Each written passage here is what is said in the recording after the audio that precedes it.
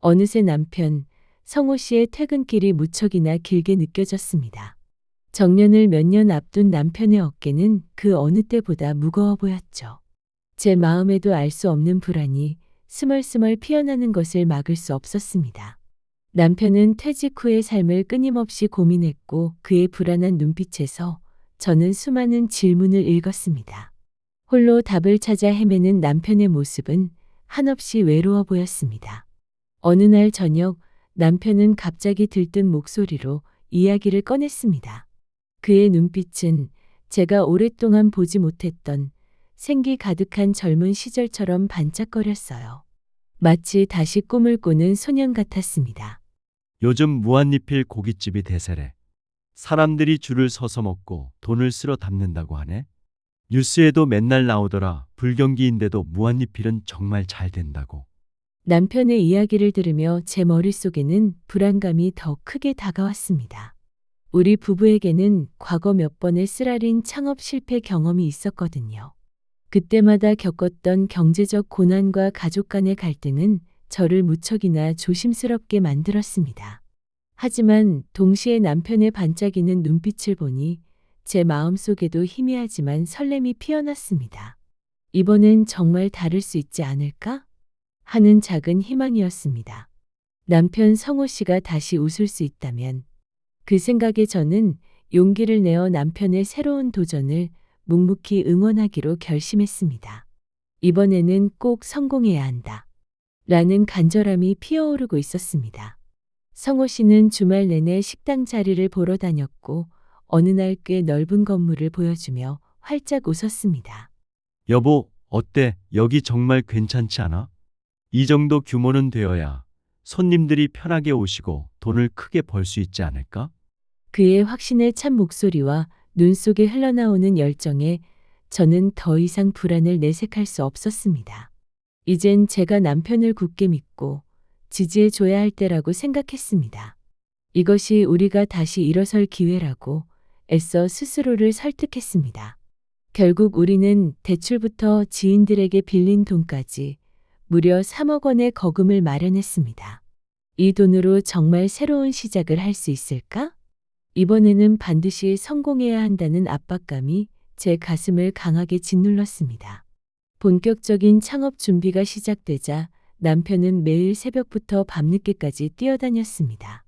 무한리필 고깃집의 고급스러운 인테리어 비용은 상상 이상이었지만 젊은 시절 꿈꿨던 사업을 다시 시작하는 남편의 모습은 다시 활력을 되찾은 듯했습니다.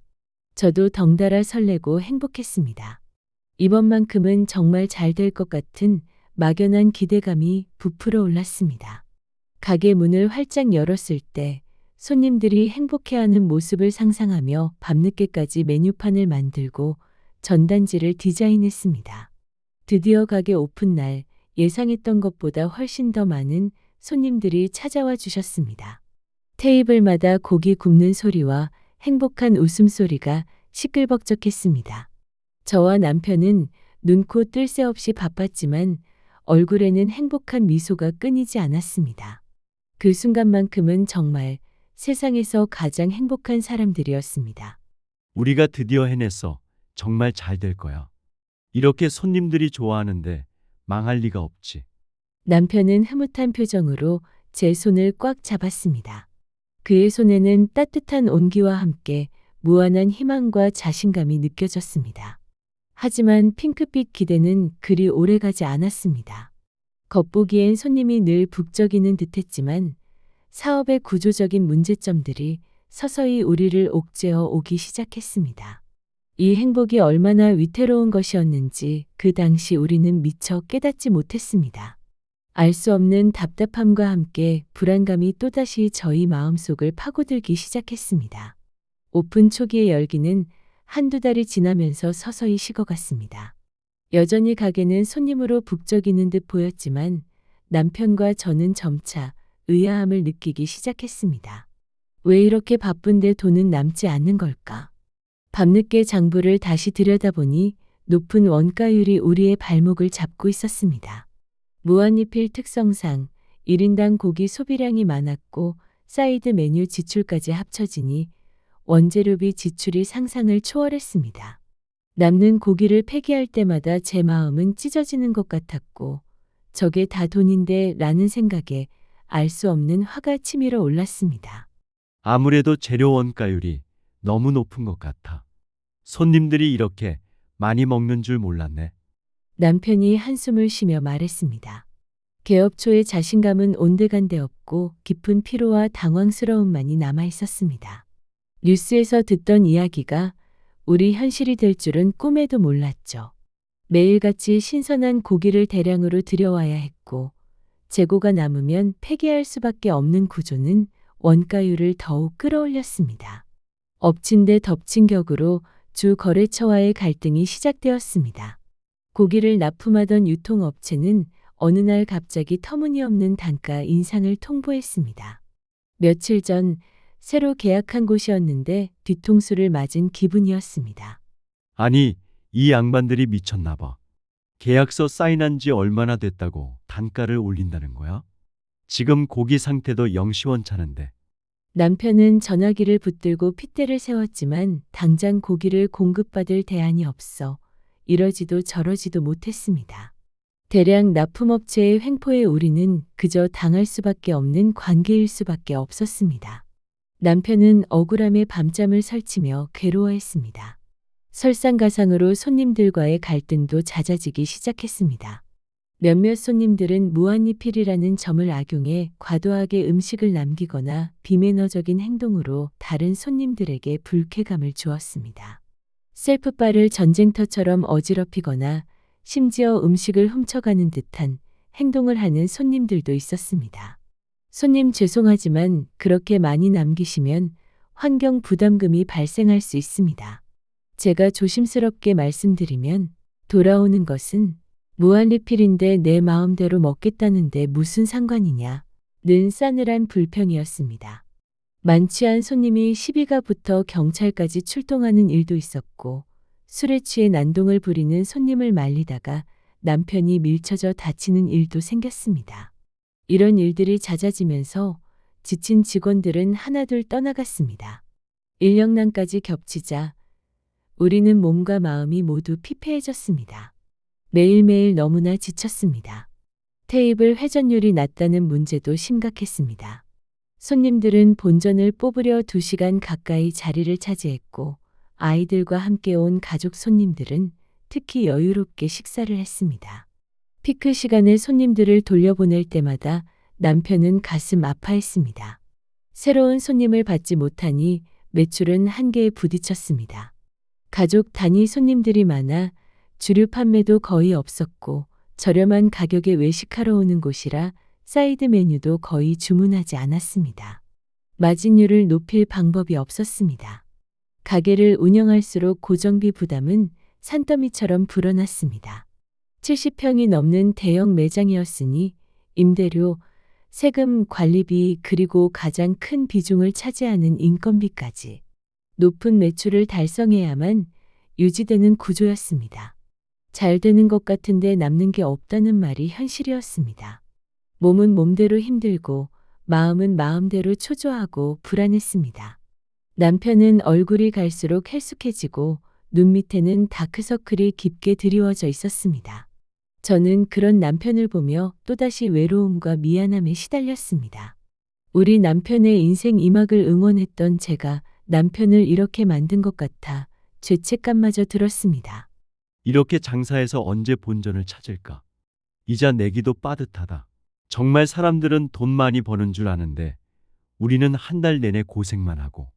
남편은 억울함과 절망감을 토해냈습니다. 저희는 매달 겨우 이자를 갚고 직원들 월급을 주고 나면 남는 돈이 거의 없었습니다. 순이익은 마이너스로 떨어지는 달도 있었습니다. 이러다 망하는 거 아니야? 하는 섬뜩한 생각이 들 정도로 두려웠습니다. 가장 힘들었던 것은 남편과의 관계였습니다. 사업이 어려워질수록 남편은 더욱 말수가 없어졌습니다. 혼자 모든 것을 짊어지려는 듯 저에게는 아무런 이야기도 하지 않았습니다. 저는 그런 남편의 모습이 너무나 답답했고 이 상황에 대해 함께 의논하고 싶었습니다. 하지만 남편은 입을 굳게 다문 채 제 말을 들으려 하지 않았습니다. 우리의 가정에 어둠이 들이우는 것을 막을 수 없었습니다. 여보, 요즘 힘든 일 있어? 나한테 말해줘. 같이 해결해보자. 우리 가게 이대로 가면 어떻게 돼? 됐어, 괜찮아. 당신이 뭘 안다고 그래. 신경 쓸 거 없어. 내가 알아서 할게. 잔소리하지 말고 좀 가만히 있어봐. 남편의 차갑고 날카로운 말은 제 가슴에 비수처럼 박혔습니다. 서운함과 함께 심장이 찢어지는 듯한 아픔을 느꼈습니다. 이럴 거면 왜 나에게 말을 하지 않는 거야? 저도 모르게 화가 치밀어 올랐습니다. 제가 그동안 보여준 지지와 응원이 부질없게 느껴지는 순간이었습니다. 결국 우리 부부 사이에는 깊은 감정의 골이 생기기 시작했습니다. 침묵은 점점 길어졌고 우리는 같은 공간에 있으면서도 서로 다른 세계에 존재하는 듯 외로움을 느꼈습니다. 밖에서 벌어지는 업체와의 갈등, 손님과의 갈등, 그리고 안에서는 남편과의 갈등. 이 모든 상황이 저를 화나게 했고 모든 것을 잃게 될지도 모른다는 불안감이 저를 잠식해 나갔습니다. 집안에는 냉기가 감돌았고 우리 부부의 관계도 점점 차갑게 식어갔습니다. 그 무렵 뉴스에서는 연일 무한리필 고깃집의 전성기 끝이라는 기사들이 쏟아져 나왔습니다. 업계 1등을 달리던 무한리필 갈비집조차 80개 이상 폐점했다는 소식은 우리에게 이것이 시대의 흐름이구나 하는 절망감을 더 크게 안겨주었습니다. 무한리필이라는 사업 아이템 자체의 구조적인 한계는 아무리 열심히 노력해도 개인이 극복하기 어려운 벽처럼 느껴졌습니다. 이대로는 안 된다는 것을 본능적으로 직감했습니다. 매달 눈덩이처럼 불어나는 적자는 우리를 서서히 죽음으로 내몰고 있었습니다. 대출금 3억 원이라는 거액의 빚이 우리를 옥죄고 있었는데 이자를 내는 것조차 버거운 상황에 처한 것입니다. 남편과 저는 이 문제를 해결하기 위해 밤새도록 이야기를 나누기 시작했습니다. 처음에는 서로에게 쌓였던 답답함과 화가 폭발하기도 했습니다. 내가 그때 그러지 말자고 했잖아. 같은 후에 섞인 말들이 오고 갔습니다. 그때 내가 그렇게 하지 말자고 했을 때 들었으면 이렇게까지 되지는 않았을 거 아니야. 대체 우리 이제 어떻게 해야 해? 내가 뭘 그렇게 잘못했는데. 난 최선을 다한 것뿐이야. 당신은 아무것도 몰라. 나도 지금 마음이 엄청 괴롭고 힘들어. 지금 나한테 이딴 식으로 말하는 당신이 더 한심해 보여. 서로를 향한 비난은 상처만을 남길 뿐이었습니다. 우리는 냉정을 되찾고 이대로 적자를 보면서 매장을 운영하는 것은 빚만 늘릴 뿐이라는 사실을 인정했습니다. 대출금 3억 원에 여기에 매달 수백만 원씩 적자가 쌓여가니 곧 파산할 수도 있겠다는 두려움이 우리를 휘감았습니다. 폐업이라는 단어가 우리의 입에서 무겁게 오고 갔습니다. 가게 문을 닫는다는 것은 남편의 꿈은 물론 우리 부부의 미래까지 산산조각 내는 것만 같아 너무나 고통스러웠습니다. 그러던 어느 날 남편은 한참을 망설이다가 힘겹게 말을 꺼냈습니다. 그의 목소리에는 깊은 절망감이 배어 있었습니다. 이제 더 이상은 안 될 것 같아. 매달 적자가 쌓이고 있고 이대로 가면 우리 정말 모든 걸 잃을지도 몰라. 남편의 말을 듣는 순간 제 머릿속은 하얗게 변했습니다. 그동안 막연하게만 생각했던 최악의 상황이 현실이 되는 순간이었습니다. 마음속으로는 이미 알고 있었지만 남편의 입을 통해 직접 들으니 그 충격은 상상을 초월했습니다. 가슴이 철렁 내려앉았고 눈앞이 아찔했습니다. 제가 그동안 느꼈던 외로움, 불안, 화남, 모든 감정들이 한꺼번에 밀려와 저를 집어삼키는 듯했습니다. 그럼 이제 어떻게 해야 해? 우리 정말 모든 걸 잃게 되는 거야? 제 목소리는 너무나 떨려서 제대로 나오지 않았습니다. 저의 질문에 남편은 그저 고개를 떨군 채 아무 말도 하지 못했습니다. 그의 침묵은 이제 더 이상 희망은 없다는 절규처럼 들렸습니다. 저는 눈물을 참을 수 없었습니다. 며칠 밤낮으로 고민한 끝에 우리는 폐업을 결정했습니다. 개업할 때의 벅차오르던 행복감은 온데간데 없고 현실의 참담함만이 우리를 휘감았습니다. 대출금 3억 원이라는 빚만 남은 채 모든 것이 끝나버린 것입니다. 희망으로 시작했던 인생 후반전이 비극적인 막을 내렸습니다. 가게 문을 닫던 날, 남편의 얼굴은 마치 모든 것을 잃은 사람처럼 텅 비어 있었습니다. 그는 아무 말 없이 굳게 닫힌 가게 문을 한참 동안 바라보다 힘없이 뒤돌아섰습니다. 저는 그런 남편의 뒷모습을 보며 죄책감에 휩싸였습니다. 폐업 이후 우리 부부의 삶은 또다시 깊은 침묵 속으로 가라앉았습니다. 남편은 외출을 삼가하고 집에만 틀어박혀 있었습니다. 그의 눈에는 생기가 사라졌고 웃음소리는 더 이상 들리지 않았습니다. 저는 그런 남편을 보며 안타까움과 동시에 깊은 외로움을 느꼈습니다. 우리 부부에게는 과거의 아픔이 너무나 선명하게 남아 있었고, 이번 실패는 그 그늘을 더욱 깊게 만들었습니다. 물론 이번 실패는 우리에게 너무나 큰 고통과 상처를 주었습니다. 하지만 동시에 소중한 교훈을 안겨주기도 했습니다. 겉보기에 화려하고 잘 되는 것 같은 사업도 그 이면에는 수많은 구조적인 문제점과 리스크가 숨어 있다는 것을 뼈저리게 깨달았습니다. 단순한 유행만 쫓아 막연한 기대감으로 뛰어들어서는 안 된다는 것을요.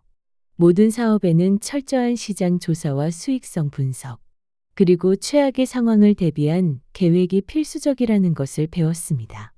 남편과 저는 이 힘들었던 시간을 통해 다시 한번 서로의 소중함을 깨달았습니다. 비록 지금은 실패의 그늘 속에서 힘겨워하고 있지만 우리는 함께 이겨낼 수 있을 것이라 믿습니다. 업체와의 갈등, 손님과의 갈등, 그리고 무엇보다 가장 아팠던 우리 부부 사이의 갈등을 겪으며 우리는 더 단단해졌습니다. 서로의 짐을 나누어지고 함께 고민하며 천천히 다시 일어설 용기를 찾을 것입니다. 이 영상은 단순히 우리 부부의 실패담이 아닙니다. 정년퇴직 후 새로운 인생 2막을 꿈꾸는 모든 분들에게 드리는 작은 경고이자 동시에 용기와 위로의 메시지입니다. 창업이라는 꿈을 꾸기 전에 꼭 한 번쯤은 사업의 본질에 대해 깊이 고민해 보셨으면 합니다. 세상에 공짜 점심은 없다는 말처럼 쉽게 얻어지는 성공도 없다는 것을 우리 부부가 겪은 실패를 통해 많은 분들이 깨달으셨으면 좋겠습니다. 그리고 혹시 지금 실패로 인해 좌절하고 있다면 부디 혼자 힘들어하지 마세요. 당신 혼자만의 잘못이 아닐 수도 있습니다. 그저 잠시 넘어진 것뿐입니다. 넘어져도 다시 일어설 용기, 그것이 진정한 인생의 가치라고 저는 생각합니다. 우리 부부는 앞으로도 서로를 믿고 의지하며 다시 한번 일어설 것입니다. 비록 무한리필 고깃집은 문을 닫았지만 우리 부부의 인생 2막은 아직 끝나지 않았습니다. 지금은 이 작은 영상을 통해 우리의 이야기를 나누며 다시 일어설 힘을 얻고 있습니다. 여러분의 따뜻한 응원이 우리 부부에게 큰 힘이 될 것입니다. 부디 이 이야기가 여러분에게 작은 지혜와 용기가 되기를 바랍니다. 우리 부부의 새로운 도전과 이야기는 계속될 것입니다. 오늘도 저희 사랑과 전쟁을 시청해 주셔서 진심으로 감사드립니다. 앞으로도 좋은 이야기로 찾아오겠습니다. 오늘의 이야기가 유익하셨다면 구독과 좋아요, 알림 설정 부탁드립니다. 감사합니다.